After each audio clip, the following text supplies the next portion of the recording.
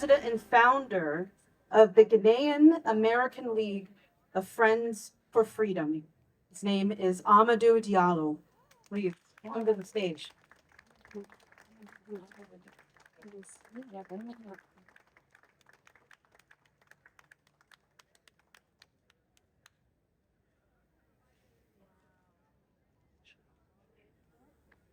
Hello, everyone. Hello. I think we are a bit quiet here. I think we should know why we are here. We are here because I think humanity is under attack. That's right. And it's our responsibility not to be quiet. It's our responsibility to stand and say no to the destruction of humanity. No matter where it's happening. We will be held accountable if we do not speak out. We will be held accountable if we just sit there. Our children, our grandchildren, our great-great-grandchildren will hold us accountable. What did we do? What did we say to speak out against what is happening against humanity, wherever it's happening around the world? So we are here today to stand against wars across the world, wherever it's happening. So many have lived to see wars, to see the result of wars. We don't want to sit and be quiet without saying anything, without doing anything. Your voice might count. You don't know how far your voice will go, who it will reach out to, what that voice will move, who that voice, who that sound will move. And that's the reason why we're here. If we become quiet, I guarantee you our children and our children of our children will hold us accountable one day. My name is Ahmadou Diallo. I'm representing the Guinean-American League of Friends for Freedom. I'm originally from Africa, West Africa. I've lived, and my family have lived to see wars. We have seen how innocent people get destroyed. Women, children, elderly, the youth who are supposed to be future leaders, destroyed, have no hope. All of you guys have seen the war in Ukraine. You have seen the elderly. You have seen women and children creeping, holding their sticks. They have nowhere to go. No one to help them. I don't care who you be. If you look at that, your tears will run down. Are we just going to sit down and see the elderly creeping down, bombs coming on them, destroy them, women and children? We all have seen stories of children in Ukraine crying. They were with their dad when their dad bombs fall on them and destroy their parents. I have no parents today. Are we just going to sit down and continue to look and see the war continuing to go? Wars are going on across Africa. They've been supported by different nations. Women and children and elderly are getting killed. Young people have no future. They are hopeless. And that's the reason why we're here today. No matter where you are, no matter where you live, you have the right to freedom and existence.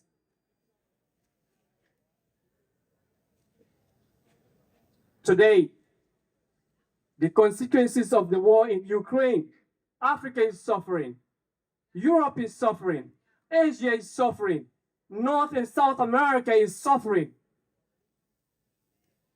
Young people in these nations, in this world, this part of the world, have no hope, brothers and sisters. That's the reason why we're here today. We are calling upon the world leaders to come together and bring an end to these wars across the world. No one wins. brothers and sisters. And that's the reason why we're here today. Peace for humanity. Peace for humanity is what's going to help us bring these leaders together so they can make the right decision and stop wars in Ukraine, wars across the world. For peace we stand. For peace we stand. And for peace we stand. Thank you, everyone.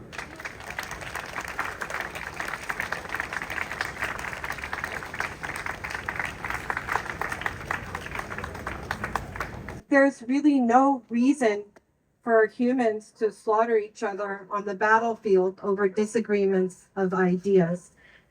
All wars start with myths and misunderstandings. Then they are propagated by the lies of our governments and the media. Our next guest we are honored to welcome is Jude Elie. He is a presidential candidate from Haiti, a man of peace and kindness. Thank you so much.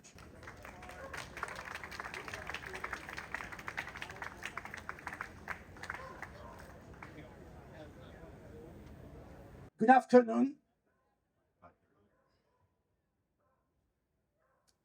It's an honor for me, first of all, to introduce Gloria Starkins, which is the Dean of UN, and some friends who flew from Japan to be here tonight with us.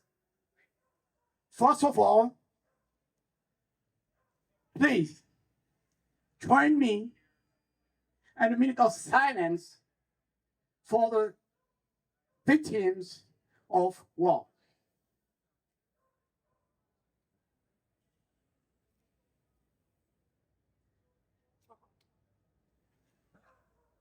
I am Jude Elie. I'm from Haiti. It's an honor for me to be here to address you at this important and historical event for war and peace. The Haitian community and the diaspora and my homeland asked me to convey our deepest gratitude for this effort for peace. Today, I'm here not just to advocate for world peace, but to start the change in my own country, Haiti, which is in turmoil. My heart is heavy, like the heart of all good friends of Haiti. It seems the world has turned a blind eye to Haiti's suffering. Haiti's fame is not rooted in its poverty. It is in its history. 1804, Haiti was the first black nation who ended slavery and spread the light of freedom through the world.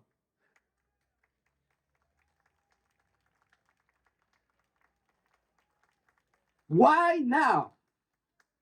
Why are we one of the most contentious and troubled nations? Why are we scratching the bottom of the barrel? Haiti is in dire need of unity, inspiration, transformative action to be able to be stable and have peace. Sustainability and equitability development to all cannot reach without true peace. To the world, I say, enough is enough. Enough is enough. It's time for action. Action to eradicate violence. Action to eliminate disparity and injustice in all its forms. War is not the answer. We do not want war. We yearn for peace. And I want you all to repeat that we don't want war, we want peace. We don't want war, we want We don't want war, we want peace. We want peace in Haiti. We want peace all over the world. Peace and prosperity for all can be achieved with guarantee of freedom of speech, freedom of religion, freedom from fears, food safety. Again, I'm here to tell you all that we will be part of this movement to rebuild Haiti against the war. We don't want war. Haiti is one of the largest countries in the world. To my fellow Haitians, I, Jude Elie, I strongly believe all together we will be able to rebuild this nation, make Haiti safe, make Haiti strong, with all good friends of Haiti. Together we're stronger. We are one in the search of peace. Thank you. Thank you so much. We must learn to respect sovereign nations. We must agree that they are as empowered and as important as all nations across the world. And we must realize that American imperialism is not beneficial for the overall global humanity. It is my honor to introduce our next guest. He is a Republican 2024 presidential candidate. Aaron Day, thank you so much for speaking.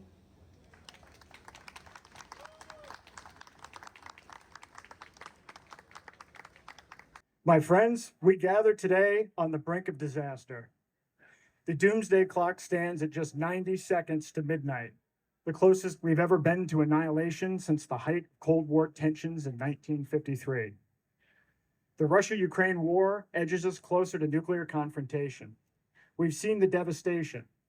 Entire cities reduced to rubble, millions displaced, and civilians killed. From Kiev to Moscow, the fighting rages on. The U.S. has approved over $67 billion in military and economic aid to Ukraine, while steadily expanding NATO eastward in violation of the spirit of the agreement following the end of the Cold War. Russia threatens nuclear retaliation if the West intervenes directly. Yet hawkish politicians downplay the risks, even suggesting limited nuclear war is winnable. But as Eisenhower warned, you cannot have this kind of war. There just aren't enough bulldozers to scrape the bodies off the streets. Sisters and brothers, we stand at the precipice of oblivion. Just a fraction of the thousands of ready warheads ignite global annihilation. So I ask you, is this the world we wish to leave our children? A world forever poisoned by radiation, with survivors struggling atop the smoldering ashes of civilization? Or can we yet summon the wisdom and courage to pull back from the brink? On this solemn anniversary of nuclear destruction, we condemn the heedless rush towards war. We mourn lives sacrificed in all conflicts fomented by imperial greed. And we vow to reclaim America's destiny, not as an exporter of violence and war, but as a beacon of hope.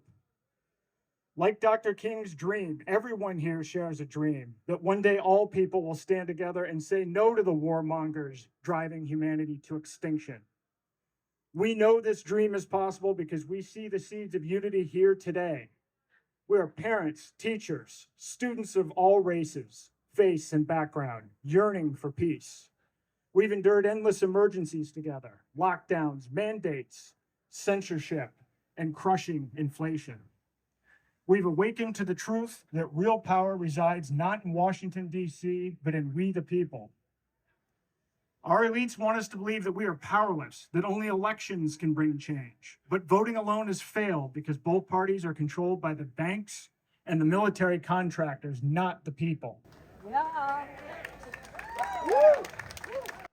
We cannot vote our way out of endless war and suffering. I am speaking to you here today as a Republican candidate for president, not to ask for your vote, but to ask instead for you to join me in an act of radical noncompliance.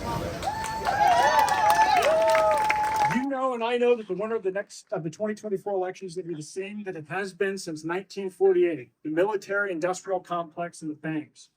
Nor as we stand in front of the United Nations can we expect the inevitable march towards one world government to be the solution, as much as Oppenheimer and others may have believed.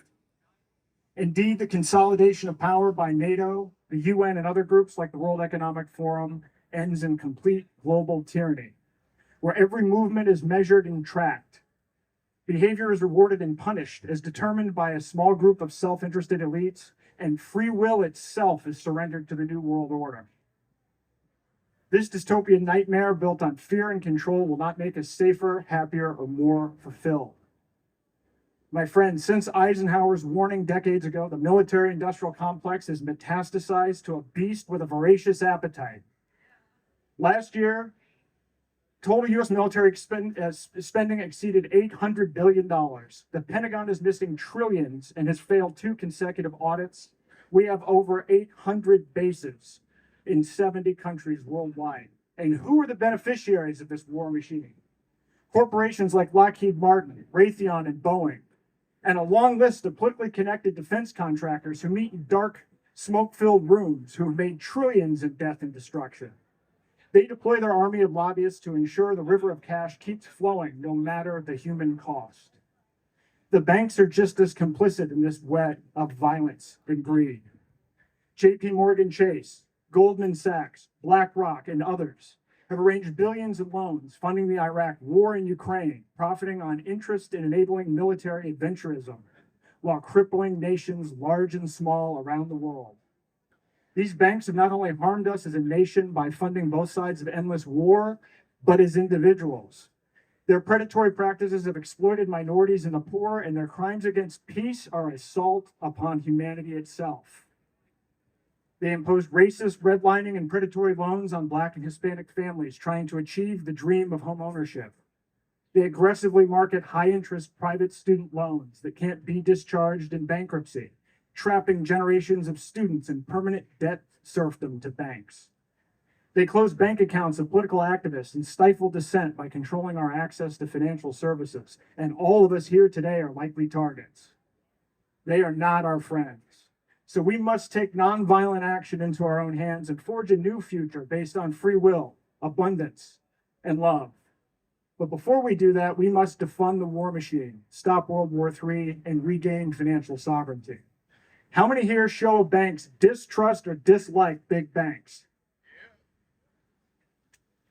So we are unified, both in wanting to stop the destruction of humanity and in a shared distrust and dislike of banks. The big banks fund the unholy trinity of weapons manufacturers, paid-off politicians, and military contractors. We must unite to excise this cancer before it's too late. I call on all people of conscience to unite in a common cause I refer to as fiat exit or fix it. Fiat is government-issued currency like the US dollar, backed by nothing, worthless pieces of paper with no tangible value. IOUs from a corrupt government that has lost the confidence of its people, creditors, and ratings agencies. Exit, leaving the corrupt financial system controlled by central bankers for non-government alternatives like gold, silver, and crypto. Fiat exit, or fix it, is a boycott, a mass exodus of our dollars into self-custody alternatives. Banks are now Ponzi schemes that print monopoly money out of thin air. Banks are no longer required to hold any customer deposits in reserve. What this means is that a small percentage of people converting dollars into alternative stores of value can halt the entire system. Starve the beast. This is how we defund the war machine and regain control. Some label this call for peaceful resistance too radical, but those in power will call any challenge to their profits too extreme. They said the original American revolutionaries were too radical, that abolitionists and civil rights leaders were too radical. If radical means going to the root of injustice, then we must be radical. My My friends, as detailed in my book, The Final Countdown, if just 3% of us convert our dollars to alternative stores of value, we could collapse their entire house of cards. Fiat exit ends the tyranny of central bankers who manipulate our currency and enable endless wars.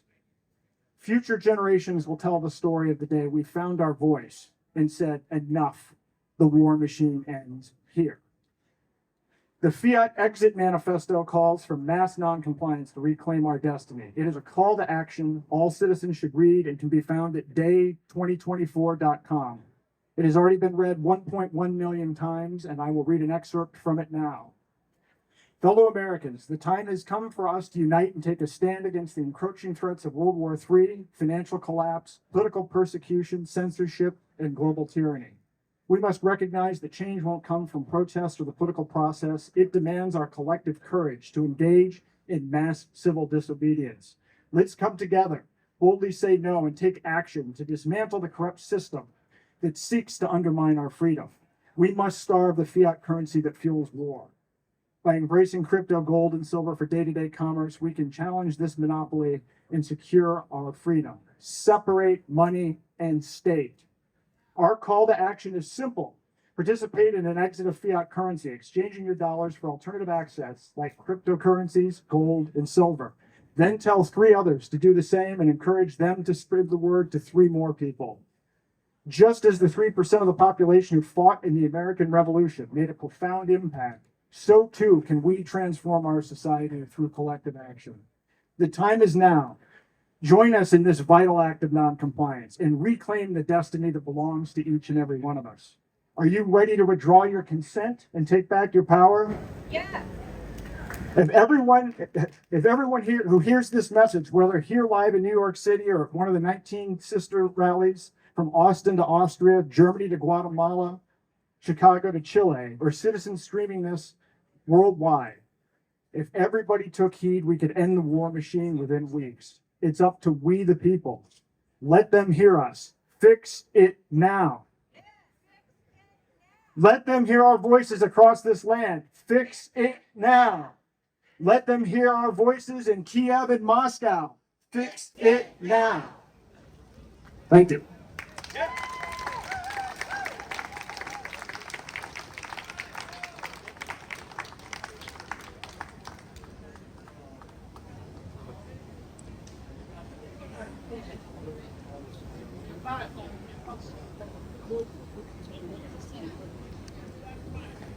Thank you so much, Aaron Day. We must remember that the military-industrial complex is not here for the benefit of humanity, and we must remember that we the people have the power. It is my honor and privilege to introduce the next speaker.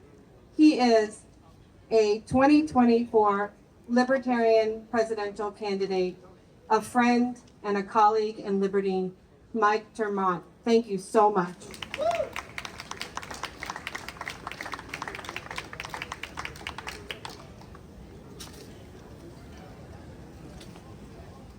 How are you all doing?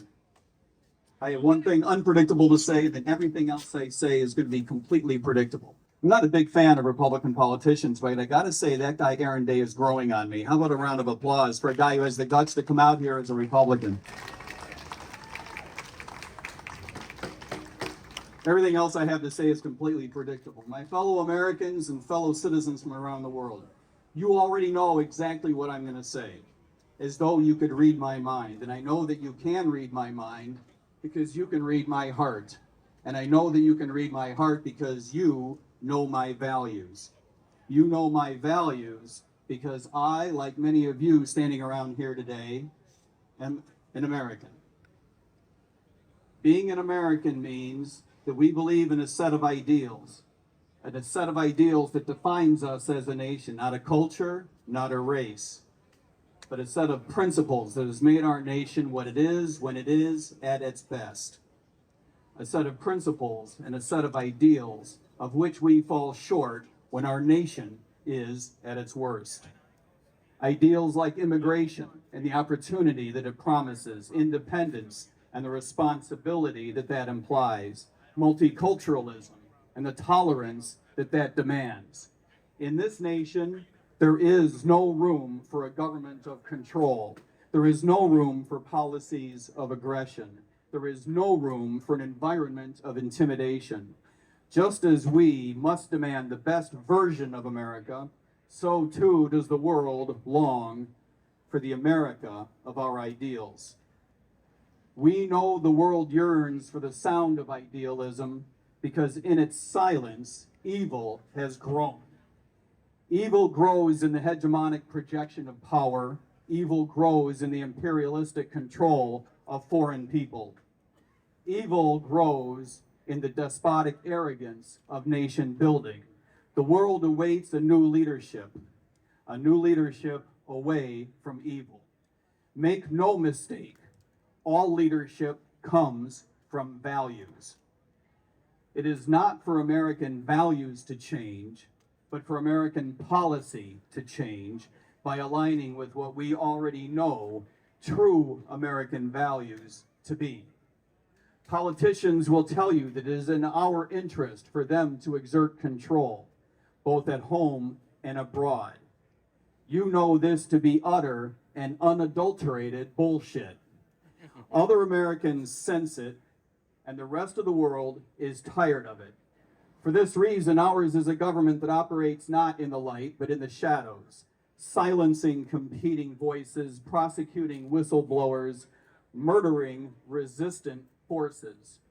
Ours is a government that operates not in our interest, but in the interest of the instruments of power itself, maintaining the expense and obligation of supporting NATO 30 years beyond its sell-by date, maintaining the expense and obligation of supporting Ukraine in a war neither of our making nor of our defense, maintaining the expense and the obligation of supporting a policy of strategic ambiguity toward the independence of Taiwan, maintaining the expense and the obligation of supporting a military-industrial complex, a veritable war machine capable of defeating the rest of the world combined. Ours is a government that operates not to minimize the probability of nuclear war, but to maximize the chances of winning a nuclear exchange. It is not in the interest of peace to deploy so-called conventional weapons that so outpace our adversaries that they imagine no other recourse than tactical nuclear weapons. It is not in the interest of peace to continue to widen the gap between American dominance and the ability of rivals who would themselves exert regional influence. It is not in the interest of peace to posture before other nations so as to invoke fear in their populations. It is not in the interest of peace to adopt the world's subjugation as our objective. And because our government's policy is not in the interest of peace, it can never be in the interest of us. Today, here in this place, us means a coalition of Americans and others with little more in common than an understanding of the misalignment of American foreign policy with American values. If we share no other common understanding, let it be that such misalignment will always and everywhere undermine the interests of us as Americans. Only peace can allow the ingredients required for prosperity to spread. Only peace can allocate the resources our economy requires to grow. Only peace can achieve the framework our society needs to develop. Only peace can apply the values our culture cherishes. Only peace can afford the attention our children deserve. Only peace can advance the future of which each and every one of us dreams. A policy that does not align with our long-term interests can never fulfill the best of what America can be, and can never provide the leadership the world needs from America. The world is ready for a message of peace, and Americans are ready to send that message. We are ready to give peace a try because we have been failed by the war machine, a machine that has brought us abject failure in places like Iraq and Afghanistan, a machine that has poured blood onto our hands. So too have we been failed by a corporate machine that has robbed us of our resources, a machine that has robbed us of the opportunity to lead the world toward prosperity. We have been failed by a political machine that has robbed us of the simple dignity of being represented by a foreign policy that reflects our values as Americans. And we have been failed by a media machine that has robbed us of the truth, a truth that embarrasses us with failure, offends us with aggression, diminishes us through control of politicians, and insults us by doing so with our own resources.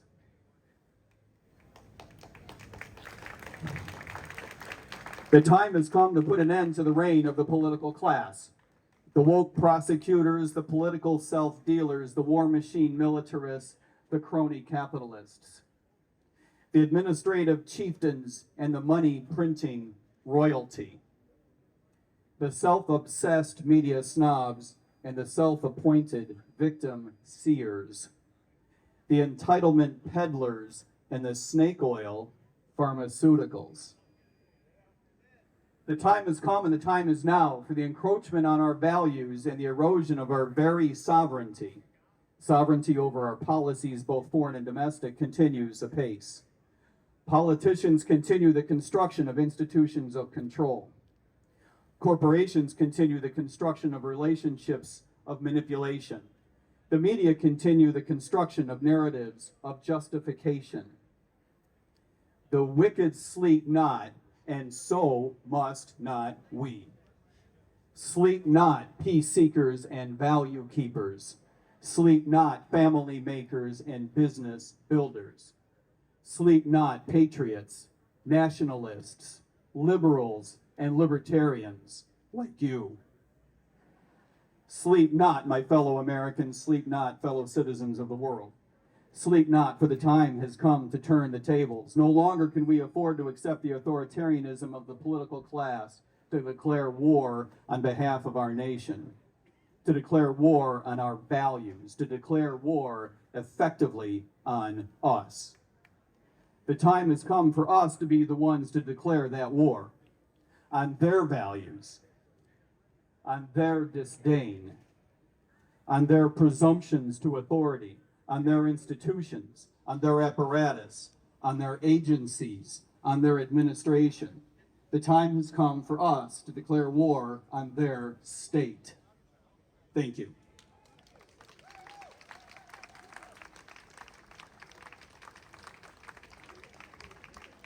Gentlemen, immediately after this is done, the speaking portion is done, several of the speakers are going to be over by the water fountain, so if you want a chance to ask a couple questions, if you could, on topic, just get to know them. Thank you so much, presidential candidate Mike Vermont. We must remember that we, the people, must wake the heck up and realize that we have the power and that we must have peace, but only through the pursuit of life, liberty, and the pursuit of happiness. It is my honor and privilege to introduce Malcolm Byrne. He is a peace activist. He is a human rights advocate, and he is a Grammy Award-winning producer and record artist. Thank you so much for coming to speak.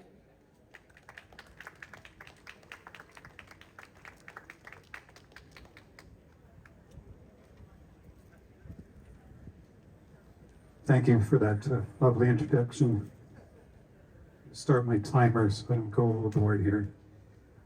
As I was standing here listening to everybody, I was looking up at that tree right there, and I was thinking about a passage in the Bible where it says that God gave dominion over all life on earth to us human beings, and I was thinking of that little bird up in that tree and wondering what it would say if it knew what we were talking about here. Anyway, I want to dedicate this to Julian Assange, still Assange and his family, by the way. For as long as Julian is in prison, we have not a leg to stand on as far as freedom goes in the rest of the world.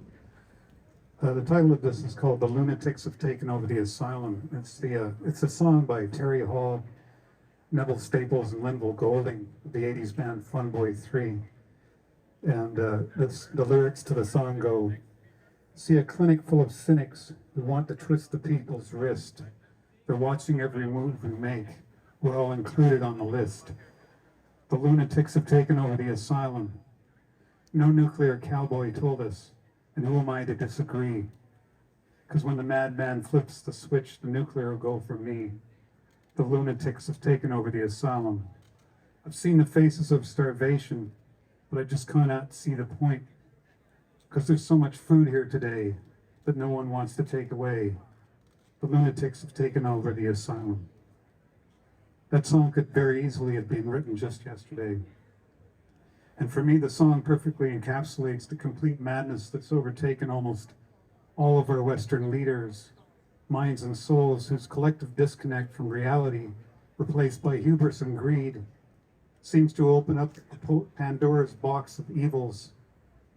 A very early accounting in Homer's Iliad of the contents of Pandora's box reads as such, and I quote, "On the floor of Jove's palace there stand two urns, the one filled with evil gifts, and the other with good ones. He for whom Jove, the Lord of thunder, mixes the gifts he sends, will meet now with good and now with evil fortune. For he to whom Jove sends none but evil gifts will be pointed at by the finger of scorn. The hand of famine will pursue him to the ends of the world, and he will go up and down the face of the earth, respected neither by God nor by man." End of quote. It seems rather convincing to argue that the story of the Iliad may be instructional to us in this present moment as to the final outcome of the so-called special military operation in Ukraine, if one were simply to substitute NATO for the Greeks and the Russians for the Trojans. The Iliad's plot follows several weeks near the end of the Trojan War. Agamemnon insults Achilles, Achilles refuses to fight, and the Greeks begin to die quickly. Patroclus disguises himself as Achilles and leads the Greeks into battle, only to be killed by Hector. Achilles, enraged, kills Hector in revenge. The lunatics have taken over the battlefield. Of course, none of this can come close to describing the utter horror and destruction that Ukraine now endures. Ostensibly, at least as far as the general public's mass consumption is concerned, to defend freedom and democracy from those who would do us harm. However, one need only do a perfunctory scanning of the daily videos uploaded to military channels on open spaces and platforms such as Telegram to find images of human beings literally being squashed like bugs, melted to the insides of armored personnel carriers and tanks, and to see desperate human, fragile, mortal frames being annihilated at an alarming rate by the overwhelming firepower of the Russian military, who are outgunning, outmanning, and methodically destroying what was, prior to February 2022, NATO's largest and best trained military force, second only to the United States of America. Arms, legs, and bodies are being randomly blown to bits by landmines, drones, rockets, as terrified civilians caught in this tragic whirlwind orgy of destruction, all in the name of corporate profits and delusional neocon ideology, which now even flirts with the bizarre notion of unlimited nuclear war, a war which has become something like a kind of belief-based religion to individuals such as President Biden, Secretary of State Anthony Blinken, Victoria Nuland, Bill Kristol, and the other usual suspects. You've just got to know something is wrong when Henry Kissinger ends up on your Christmas list. And to what aim exactly?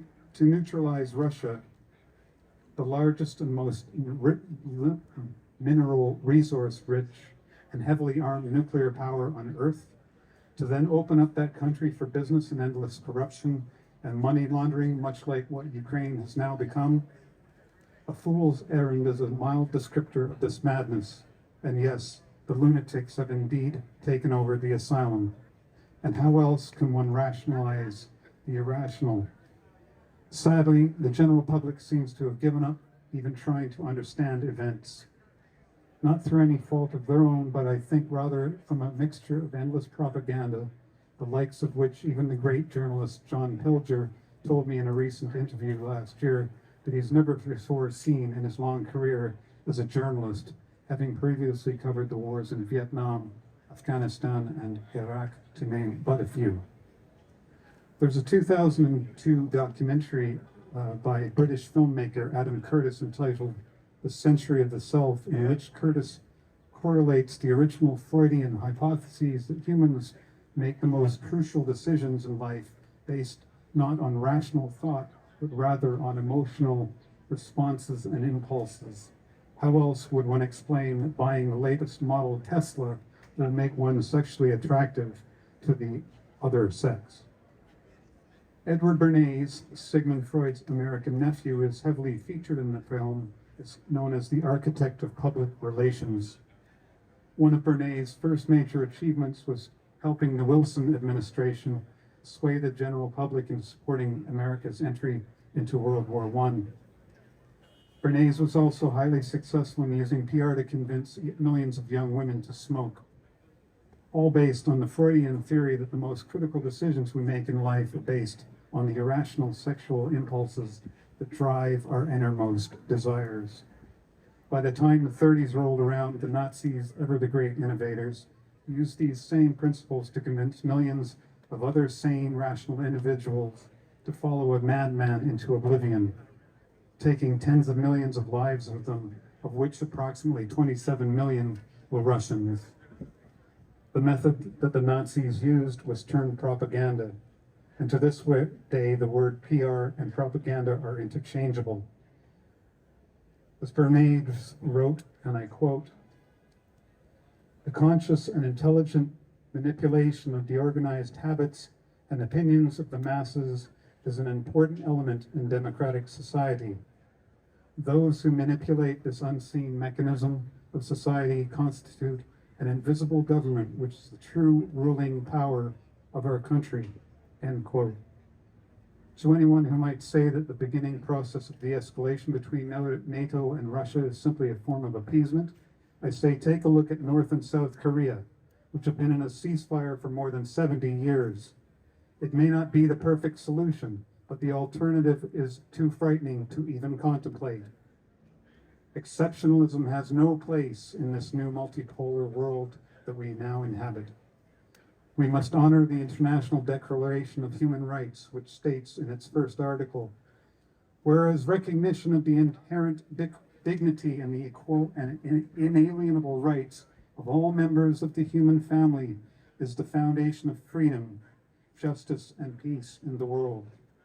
And so I leave you with this one last quote, knowing that the lunatics had indeed taken over the asylum. This is from the great humanist of the 16th century, William Shakespeare, taken from The Tempest, Act 4, Scene 2. "Oh, wonder how many godly creatures are there, how beauteous mankind is. Oh, brave new world that has such people in it."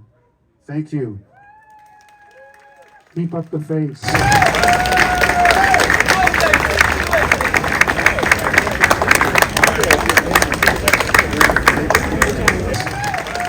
Thank you so much, Gothenburg. It is inspiring to us to realize that we hold these truths to be self-evident, that all men are created equal. Our next guest, an amazing speaker, is J.R. Heffelfinger. He is the award-winning director of the film 815 Hiroshima, From Father to Daughter. Thank you so much for speaking.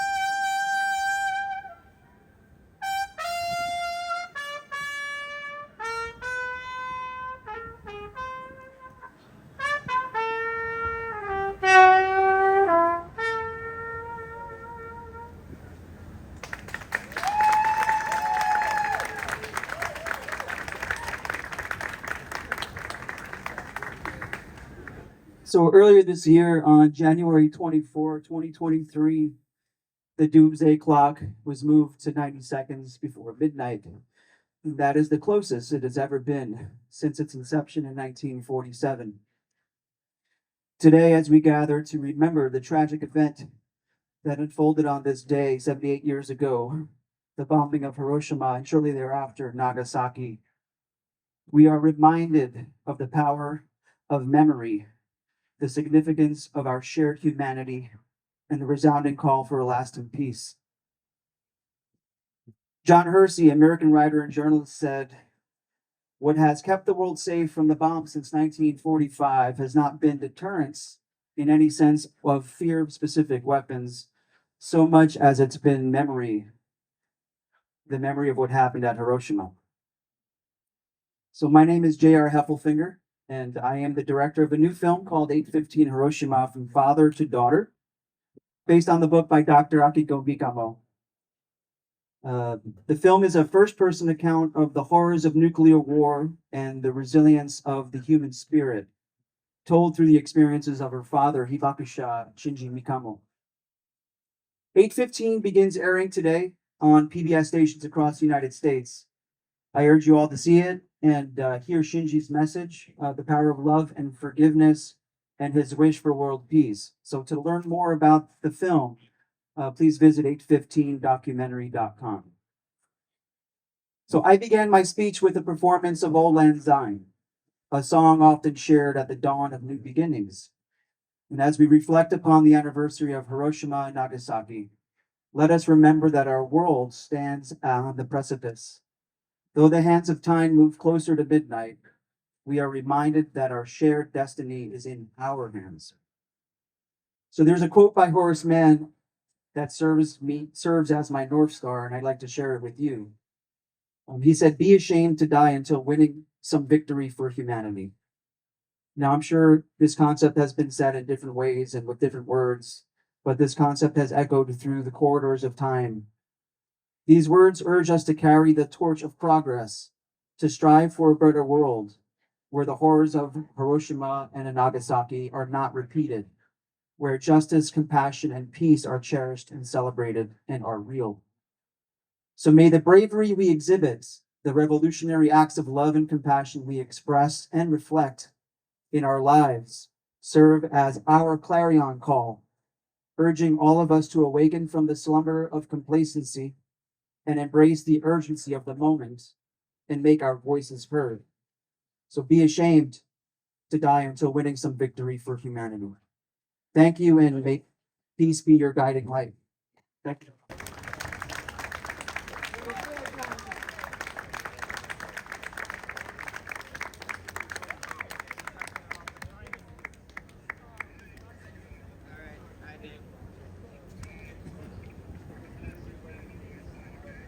Thank you so much. Okay, no We problem. must watch the horrors of what humanity does to each other so that we can try and remember that there's no reason for us to destroy the lives of others here or abroad. My name is Mohammed Salim Akhtar. I represent the American Muslim Alliance. It's a national organization as a national director, and also American Muslim Task Force on Civil Rights and Elections. That is the umbrella of the major Islamic and Muslim American organizations. It is so heartening to see all of you and listen to all the speakers before me. And especially, I always wanted to see Mr. Scott Ritter. What he said when somebody asked that how many million or some plus some children who died because of their actions. Was that worth? And she said simply, yes. I mean, and I have been wondering since then, what as a Muslim, what I am raised and to believe, the respect and honor of the woman. Because the woman is the one, her laps and her belly to endure and save the humanity. She is she's the one who safeguard the culture, to safeguard the human values. And, you know, By the virtue of this belief, the whole Muslim universally that stand with you. What I want to submit with you is that we need to address the root causes of the war. We must address all the means, all the reasons, that can create the conflict between individuals, between groups, and between the nations. Now, every single organization, regardless if it is UNO, it's a NATO, or any other organization, which is designed in a way that they are doing is a scheme and planning to undermine the less fortunate and the underdeveloped countries up there. And we must stand it and speak up. Now, there is a three-pronged strategy which we normally adopt, and I wish to submit to you what is the three strategy. Now, I divide it into that one is the politics, which now is a reality. The other second is the advocacy. We need to advocate, advocacy into the masses in United States, and across the border, across Atlantic, in Asia and Africa, to awaken the people of the danger. Because the common people think they cannot believe it. The human has a short memory. They do not remember that's what happened 78 years ago. It can happen again. So we have to awaken of the common people. So that's the advocacy we need to take out, and we need to do the diligent work, And we do, and we practice in a non-violent struggle. Our struggle is very non-violent. And the third and the last strategy which I may submit to you is that we must use our votes at the polling booths, what I call it electro-politics. The only solution is the negotiations. After every single war, there has been historically, people are want to go to the negotiation table. Okay.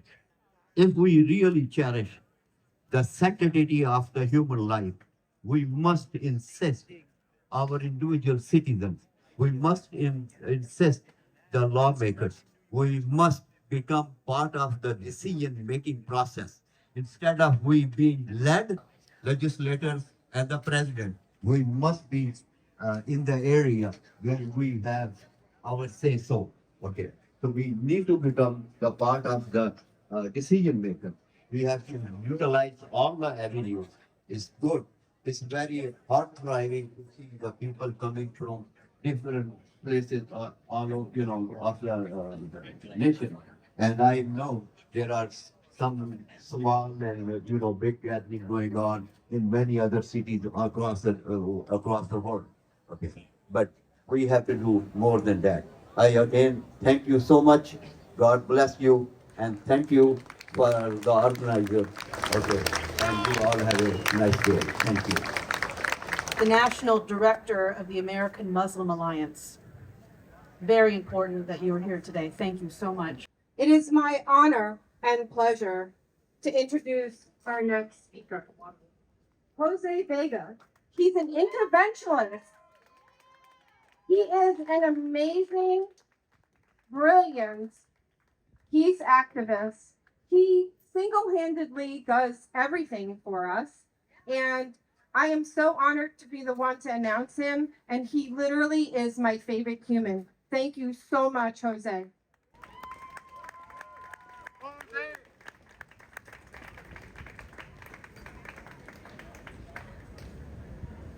Jose for Congress!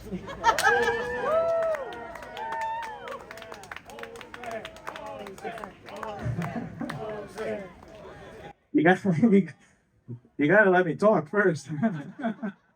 And actually, before I begin anything, none of this would have been possible. None of us would be here right now if it wasn't for Irene and Anastasia. Yes, please give them all the rounds of the applause. They deserve it all. I'm honored to be the last person to close this out. And I also want to thank people like Jimmy Dore, who put me on his show. It allowed us to raise the funds that we needed to put on this rally. And if people can continue to support us and donate us for the next action that we put on, because this does not end here. What we've done here is we've set up an amazing foundation and beginning for a process, a continuous process. In the last minute, all of you came together to help organize this rally. I went on Jimmy Dore's show to put out a plea. I said, if you can organize this rally, we'll see what happens in the future. What did that lead to? It came into last-minute endorsements from some high-profile people. And that was because of you. RFK Jr. gave an endorsement of this rally, which we played at the beginning of the live stream. We didn't play it here for the people, but we played it for the live stream, and hopefully people after this can go and see that. We had other people endorsing this rally, like Jimmy Dore, as I said. You know, we've had people from the Gray Zone endorse this rally as well. And so what today is a declaration around the world that humanity declares peace as the only way forward. We are a pro-peace rally, not necessarily just anti-war. To be pro-peace, of course, includes anti-war. But pro-peace means pro-development around the world. It means getting rid of world hunger. It means making sure that everybody has an equal right to education and access to some of the best sources and tools around the world today. And, you know, one of the things that we're having after this rally is we are having the Mozart Requiem. Since today happens to be the 78th anniversary of the Hiroshima bombing, Mozart's Requiem is very fitting because Mozart didn't write the music for those who have passed away. He wrote it for the living. It's a remembrance song. And one of the sections you'll hear from the Requiem goes as follows. Eternal grant unto them, O Lord, and let perpetual light shine upon them. That is for all of you to remember those that have fallen before us, those who've perished in an awful tragedy, something that should never happen again. For you to remember them and act in their name and act in their image and keep their image alive. That's what we're here for. That's what this rally is a declaration of. And today, we face something much, much worse, the extinction of the entire human race. You know, there's a book called From No High Ground. Hiroshima, it says in the book, Hiroshima had been spared the most faithful results of the war, while almost every other urban area in Japan had been bombed by the B-29. Hiroshima had felt the concussions of only 12 enemy missiles in 3.5 years of war, and only about a dozen people had been killed. And then what happened? Out of nowhere, as a surprise, this bomb came down. And then 3 days later in Nagasaki, killing over 200,000 people. It came out of nowhere. And our circumstances today are no different because a bomb will just happen out of nowhere. And Scott Ritter can tell you a whole lot more about that. But what makes me optimistic about this world that we live in today is that not only here in New York City, but we've had dozens of sister rallies around the world gathering, all making the same formal declaration: no more bombs, no more war. Peace is our solution, and peace is the answer. And so we demand nothing less than peace. A lot has been said today, but I think the biggest expression, or the best expression that came out of today, was the expression of love from every single speaker that has been felt around the world. We meet here today in front of the United Nations to tell the world that this is an international process that started here today. And so I just want to end off by saying thank all of you, because this is a worldwide effort. It's not just centered here in New York City, not just centered around the people who are gathered around me right now. It is the entire world crying out that today we have focused our efforts into one guided laser to tell the world peace, not war and not violence. So please Join me today at 6 o'clock at All Souls Church for the Mozart Requiem. I will be singing in it. Other than that, please continue to spread the love and the momentum we built here today. We carry it forward because this is the beginning of a process. It doesn't end here. It only starts here. And I'm so excited to see where we go after this. I'm so excited to see what all of you are going to do and organize in the name of peace and in the name of humanity. And so with that, folks, this has been Humanity for Peace. Jose for Congress! Jose, Jose, Jose! Jose, Jose! 4 more years! Humanity for Peace represents something new. It's a new movement. The coalition that forms the basis of Humanity for Peace consists of groups from across the political spectrum, from the left, the right, the middle, and the like. The rallies for Humanity for Peace are all across the world and this nation. And this rally represents the beginning of the movement, where we will take human action to collect ourselves into groups of people that will implement real change in our legislatures, our governments, state, local, and federal. Thank you so much for coming, Anastasia. Yeah. Thank you, Irene Mavrakakis. I couldn't have done this without you. This has been an amazing event. I'm actually been trying the whole day not to cry, looking at everybody else in the audience and everybody coming here today. Thank you. Thank you. Thank all of you for coming out today and refusing to give in to all of this nonsense. All of this nonsense is being shoved down our throats to prevent people from action. And so, like other speakers, I want to encourage, I too am an interventionist. I want to encourage others to join us in nonviolent direct action. This is a new movement for peace that has come about in the world. We must organize like crazy to stop nuclear war. And we're planning more events. Coming up September 1st, we'll be planning an event. Please keep your eyes and ears out. We will let you know. Make sure you sign up on the website. We will keep you involved. humanityforpeace.net. And we'll be planning more rallies and interventions around the world as well. Thank you. Join us at the church today at 6.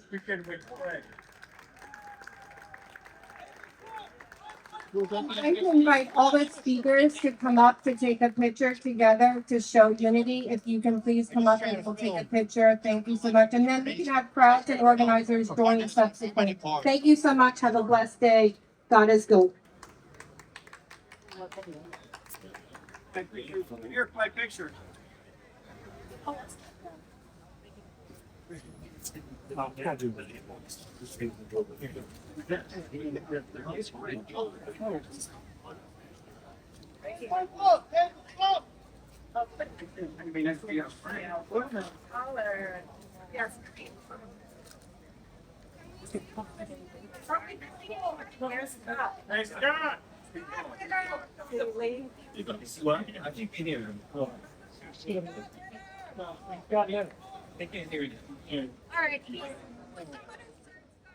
Scott left already.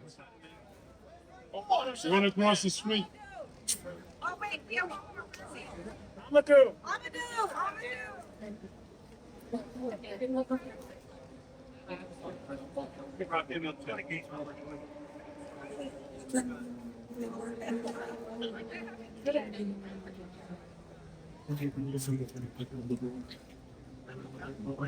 All right, how much longer? Let us know when your face hurts from smiling. When your face hurts from smiling, that's when they stop. I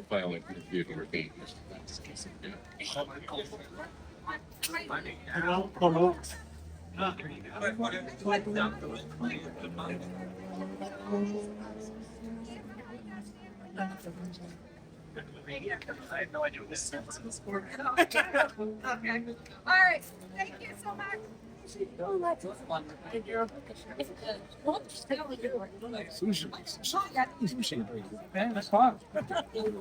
I wrote a book.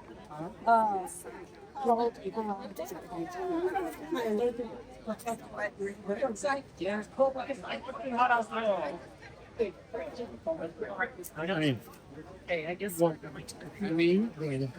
good.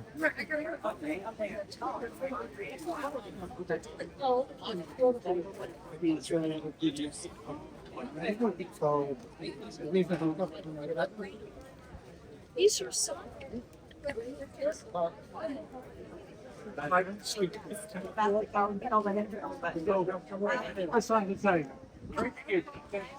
Yeah, please. Stefan. What? Stefan, just some guy, but I've been watching you for a long time. It's great to see you. Thank you. Thanks. Hey. Where can I really? Okay, right here.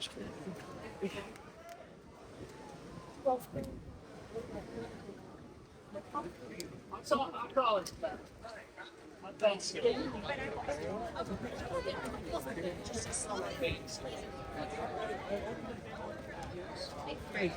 Okay, you're right.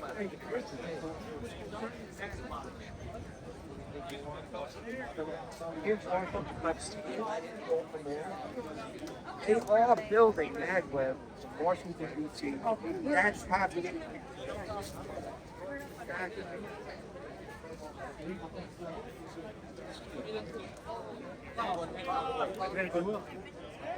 That's just per se, but good job today. Everything that you did not work out, that worked for you. You'll work together on the campaign, but you don't even need to be told this. Who do you think bosses the other one around more? Yeah, exactly. You don't even have to say it. See you at the next one. See you at the next one. I'm gonna try to go to Ethiopia if I don't come. Well, Queen is closer than Ethiopia. I've never been to the real Ethiopia. I hope so. I doubt it. Hey, you're one of those libertarians. Hey, you got that right, which means that we're not for war and neither are you. Yeah, so what about the duopoly? They're all pals. They know what's best for us. They know what's best for them. And if we can just do what they say, none of the conflict and just sieges all be dead. See? No people, no problem. Exactly. I'll see you in the bunker. I'll see you in the bunker. Last right in, lock the door. I think the organizers did a great job putting it together. They brought together a very interesting slate of speakers. I was very proud to be one of them. Very proud to be here representing the Libertarian Party, of course. Fun to see some others from the Libertarian Party here.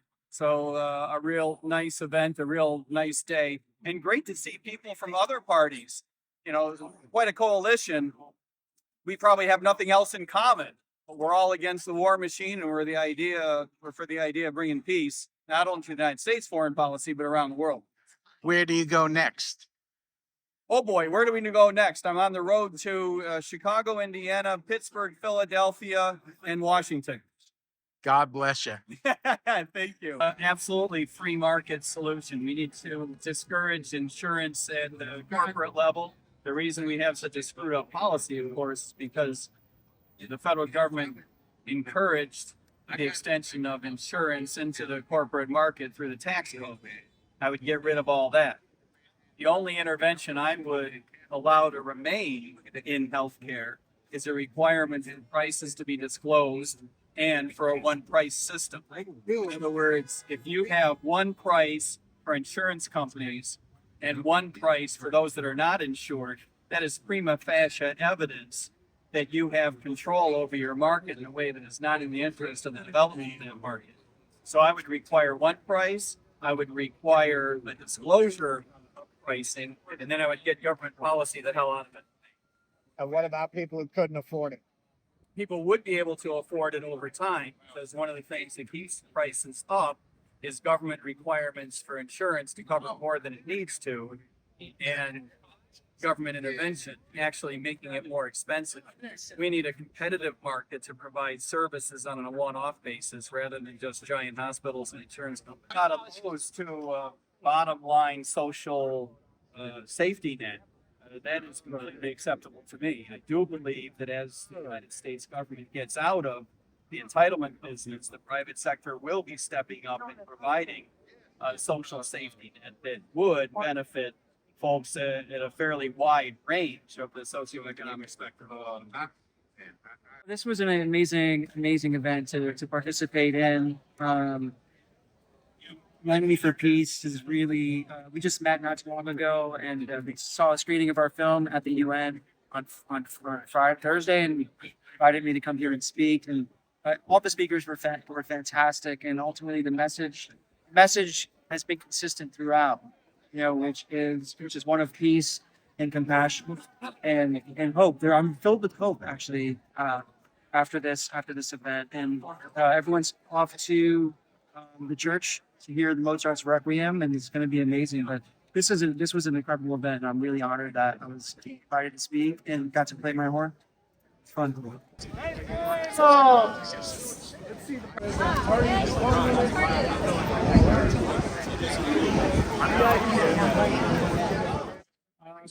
It's a fantastic event. It was exactly what I thought of. So it's a diverse group of people like sharing an interest in stopping the detonation of nuclear weapons. So glad to be here and enjoying the weather as well.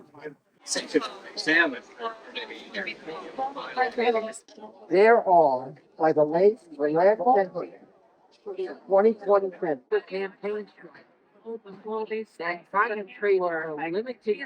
check it in public. Geographic designers. They have a much better chance of winning so much getting higher. Like those honorable politicians, geographic like the covenant, trade were bad. So it's that keeps on giving. It blows apart of Congress that played George Santos. What? She could defeat George Santos. Why would I want to defeat George Santos? She's a criminal. What do you mean? He's against the Ukraine war. He's a criminal.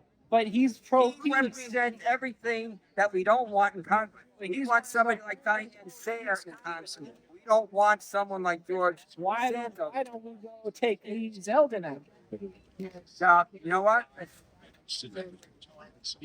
You're lost. I would love to know the intricate details of what's really going on with them. You understand what I'm saying? I did a little research. I'm a researcher. I got a whole lot of research under my belt. But I even researched Ukraine and Russia just to see for myself, what are these two sides about? And I see both sides are basically Christian nations. But people don't even know that Vladimir Putin is an Orthodox Christian. And he planted 500 churches in his country. Who talks about that? Not a soul. So how is it that Christians can't come together and find peace when the master of peace said we should be at peace with one another? See what I'm saying? That was my free chat right there. Hi, I am Reverend Dr. Jerry Strong. I am a pastor in the African Methodist Episcopal Church. I pastor Mount Sinai AME Church in Arlington, Tennessee, that is a suburb of Memphis, Tennessee. I am an author, I am a singer, a songwriter, a poet, motivational speaker, just an all-around person. Well, I am also the chairperson for the Action and Global Concerns Committee for the Church Women United organization. And through that position, I was put in relationship with Jerry Belsky, who is a member of the International Coalition for Peace. So he invited me to come and join. And so I did. And when I came, I found a very interesting group of people who are not just full of talk, but want to take action on things. And I really I was motivated to be a part of that. And so when Anastasia said, we need volunteers to speak, I said, I'll come. I will come. And so that's how I got hooked up with this group. And I'm glad I did. From this meeting of the minds now, what are the action items that you feel that you could take? The action items, number one, is to recommend to my community, the Memphis community, the Shelby County community, to start a chapter for peace, because I don't think we have one. And so that could be a start in my community. The way I want to help the group, the International Coalition for Peace, is to make recommendations on what we need to act on as a nation and advocate for peace around the world. My vision is for grassroots people in each country to formulate a world peace organization. Because usually the leaders of organizations like that tend to take over for monetary gain, and the Bible that I read says, for the love of money is the root of all evil. And so when you factor money into it, then people get greedy, then they will do evil things. And so if it's grassroots relations, that grassroots relation can build worldwide. And that will be more stronger than the voice of leaders who want to wage war. You will have the people of every country saying, no, we're not. We're not going to stand for it. And all the people connected to them can say with a united voice, we're not going to have any more war.